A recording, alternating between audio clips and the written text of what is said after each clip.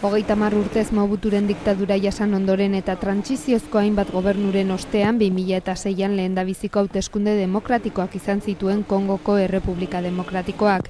Jendeak egoera hobetuko zen itxaropena zuen eta Joseph Kabila aukeratu zuten presidente. Bakea, errepideak eta elektrizitatea agindu zituen besteak beste, baina 3 urte pasa dira eta Kongon ez dago halakorik. Jendeak dio hauteskundeek ez dutela merezi, denak berdin jarraitzen duelako, ez aldaketarik egon.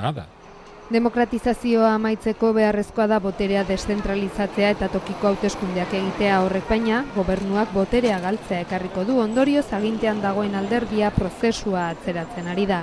Dezentralizazioan aurrera egiteko beharrezkoa da korrupzioarekin ohituta dauden udalagintariak ezitzea modu etikoan eta gardentasunez agindu dezaten. Zeregin horretan laguntzen du hemen Bukabun Alboanek bertako justizia eta bakearen batzordearekin batera. Zigorgabetasuna amaitzeko ezinbestekoa da gizartea sentsibilizatzea herritarrek sala dezaten egunero jasaten duten giza eskubideen bortxaketa eta ustelkeria. Zeregin zaila da ordea, mehatxuak ohikoak direlako. Arriskutsua da lan hori egitea, gizarte zibilak traba egiten duela dirudi, kazetari, gizarte eragile eta giza eskubideen babesle asko hil dituzte.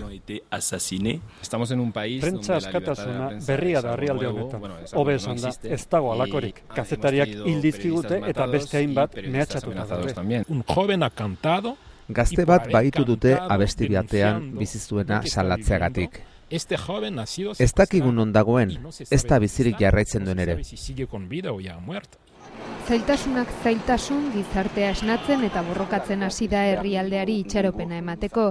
Izan ere, misiolari batek esan digunez, beste era batera bizi ahal izateko gose dira guztiak.